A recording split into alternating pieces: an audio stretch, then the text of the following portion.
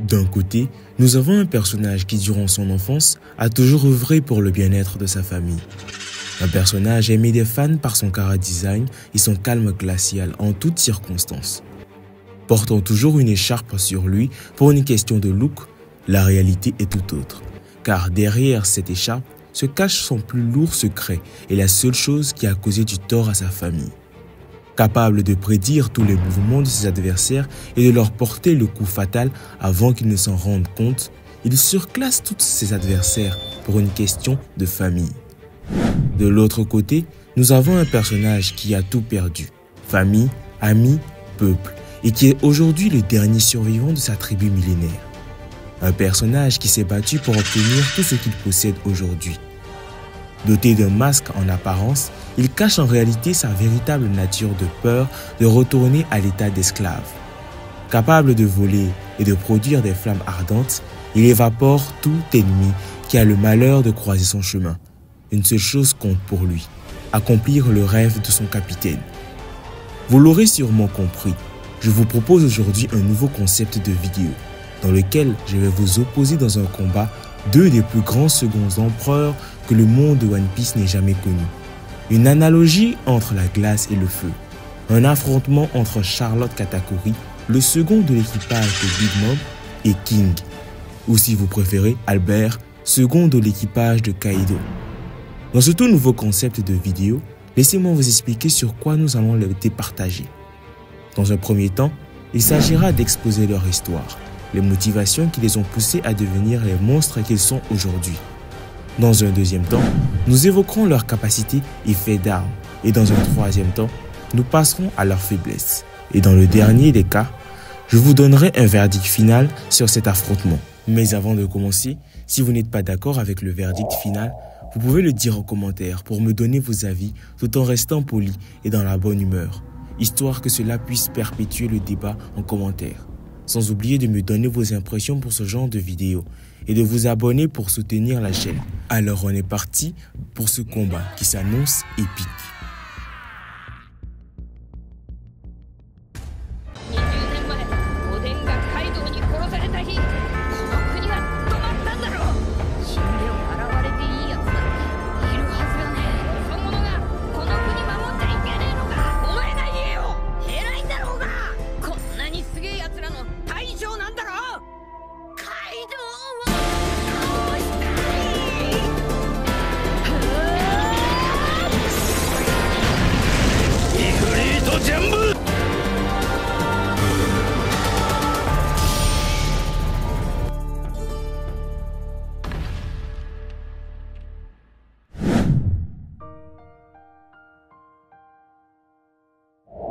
Deuxième fils et troisième enfant de la famille Charlotte, Katakuri est un triplé né en même temps qu'Oven et Daifuku sur Grand Line.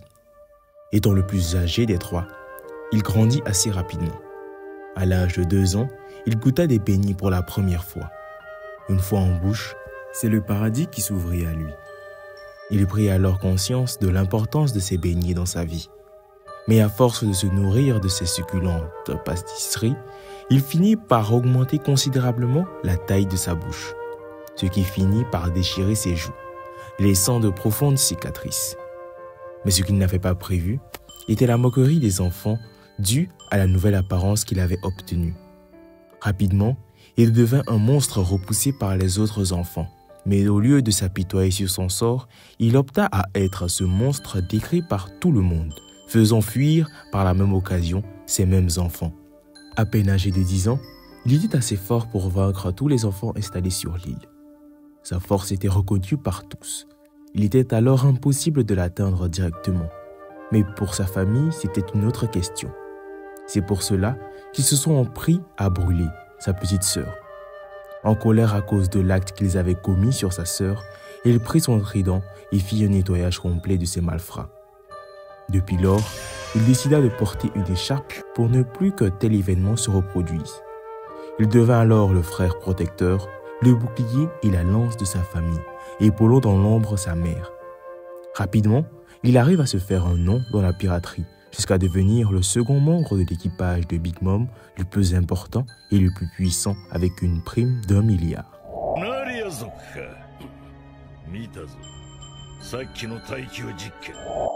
Né sur Grand Line il y a 47 ans, King, de son vrai nom Albert, fait partie de la tribu Lunaria.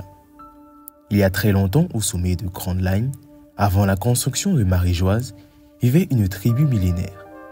Cette tribu avait pour nom la tribu Lunaria. Capturé on ne sait comment par le gouvernement mondial, il y est enfermé pour tester ses capacités de lunarien et pour extraire son facteur de lignage à des fins scientifiques.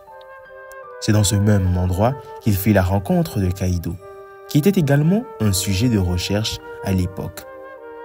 Et c'est grâce à lui que King a pu s'évader de Punk Hazard.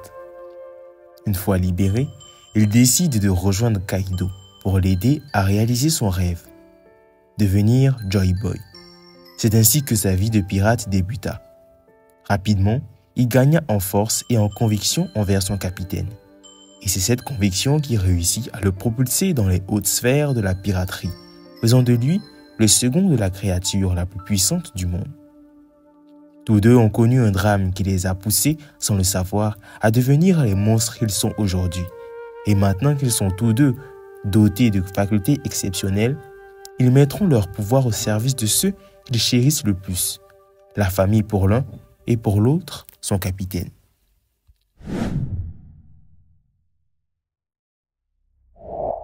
Être à la fois majestueux et imposant, destructeur et subtil, insatiable et féroce, voici ce qui caractérise les dinosaures.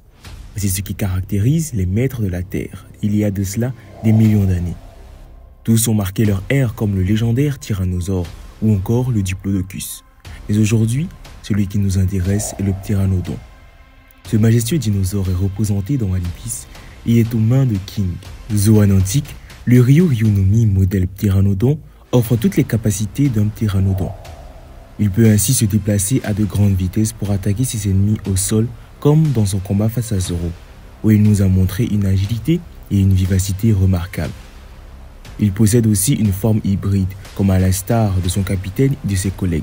Sa forme hybride possède les mêmes traits que celle de Marco, à savoir les ailes qui remplacent le bras. Sous cette forme, sa vitesse et son agilité sont encore augmentées, lui permettant de balancer des lames d'air, coupant tout sur son passage. Faisant partie des 3 Okanban, il est naturel qu'il possède un tel fruit. Mais cela ne répond toujours pas à son étymologie de King l'incendie. Eh bien, la réponse à cette préoccupation se trouve dans son corps. Lors de la première apparition de King, nous pouvons déjà apercevoir sa particularité, des ailes noires et une flamme allumée derrière lui. Ce qui au départ était perçu comme des accessoires prennent peu à peu sens. C'est durant son combat face à Zoro qu'il nous est présenté la tribu Lunaria. Peau pâle, cheveux blancs, ailes noires et flammes dans le dos, voici les caractéristiques de cette tribu millénaire. Elle offre plusieurs capacités, comme notamment le fait de voler grâce à leurs ailes et de produire de puissantes flammes pouvant atteindre des températures comparables au magma. Grâce à ses origines, son fruit du démon, King est un adversaire capable de terminer les combats très rapidement si vous n'êtes pas vigilant. Concernant ses faits d'armes, dès le début de l'arc, il prend seul l'initiative d'aller repousser le bateau de Big Mom, alors que cette dernière était à l'intérieur, accompagnée de quelques de ses commandants. Un pari extrêmement risqué qu'il arrive à gagner tout en causant la noyade de Big Mom. Mais là où nous verrons réellement les faits d'armes de King, c'est dans son combat qu'il opposa à Zoro. Durant ce combat, nous avons pu voir pourquoi il fait partie des 3 calamités. Zoro, qui auparavant arrivait à faire des dégâts à Kaido, devant son second, se retrouve dans l'incapacité de lui faire des dégâts. Zoro se trouve alors dans une impasse et commence à chercher son point faible. Rapidement, il arrive à comprendre comment fonctionne King. Lorsque les flammes dans son dos sont allumées, ses stats défensifs sont grandement boostés, lui permettant d'encaisser des attaques sans subir de dégâts majeurs. S'ajoute à ça sa capacité de produire des flammes à des températures affolantes, les comparant même au magma. Akainu devrait s'inquiéter. Étant aussi un manieur d'épée, il arrive à porter des attaques bouillonnantes grâce à ses flammes à travers son épée, comme lors de son combat face à Zoro, où une pluie de dragons de feu s'abattait sur lui. Ses capacités de Lunaria, couplées à son fruit du démon, font de King une calamité vivante, pouvant bombarder et incinérer ses adversaires depuis les airs. Même s'il n'a pas témoigné d'une excellente maîtrise des deux formes de haki, à savoir l'armement et l'observation, il n'est pas à négliger qu'il les maîtrise.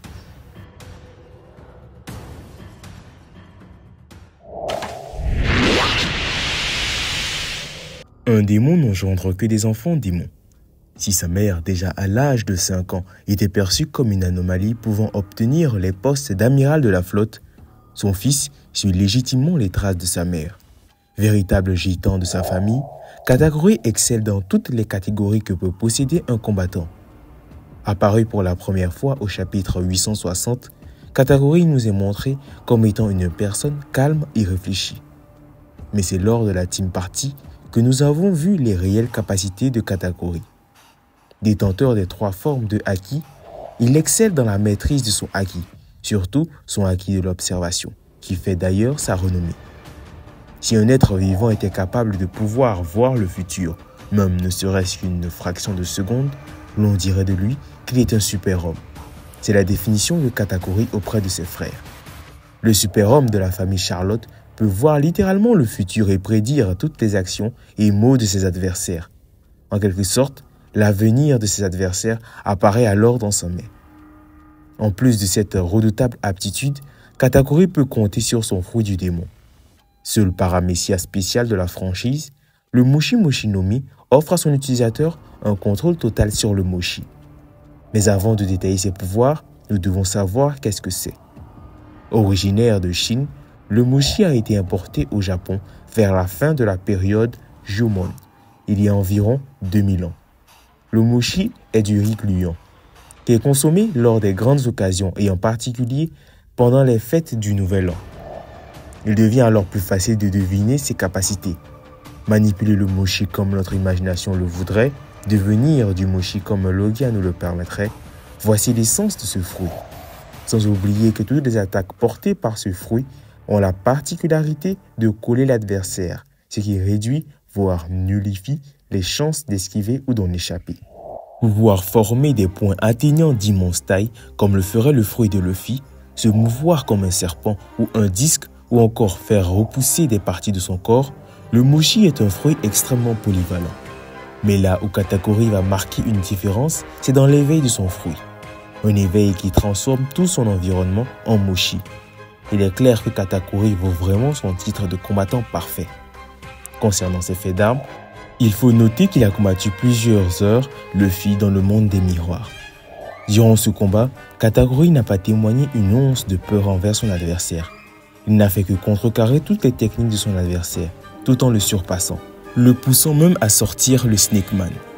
Bien avant son combat, Katakuri a toujours su prendre les devants quand la situation l'exigeait, démontrant son statut de second.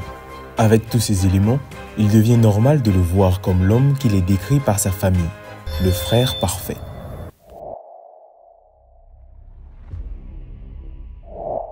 Concernant leur faiblesse, on peut noter la flamme de King. Pour rappel, lorsque cette flamme est allumée, King voit sa défense extrêmement augmentée, lui permettant même d'encaisser des attaques qui ont réussi à blesser Kaido. Mais lorsque ces flammes sont éteintes, il abandonne sa défense parfaite pour obtenir un gain de vitesse et d'agilité. Et lorsqu'il prend ce risque, il devient possible de lui faire des dégâts. Mais attention, si vous n'êtes pas patient et n'attendez pas au bon moment pour attaquer, vous risquez de le louper. Concernant Katakuri, lui trouver une faiblesse n'a pas été très dur à chercher. En effet, pour un homme qui a l'habitude de toujours esquiver les coups, il est clair qu'il n'est pas habitué à la douleur d'en recevoir. Et s'il n'en est pas habitué, il devient alors vulnérable au coup. Même s'il a combattu Luffy durant plusieurs heures, il ne faut pas oublier que la plupart des attaques de Luffy étaient soit contrecarrées par les mêmes attaques, voire des attaques plus grandes, ou esquivées. Les seuls moments où il a vraiment commencé à se prendre des coups était le moment où il avait perdu son sang-froid. Et il a essayé de regagner son calme pour à nouveau éviter les attaques. Mais faites extrêmement attention à ne pas croire qu'il est facile de lui faire perdre son calme et son sang-froid.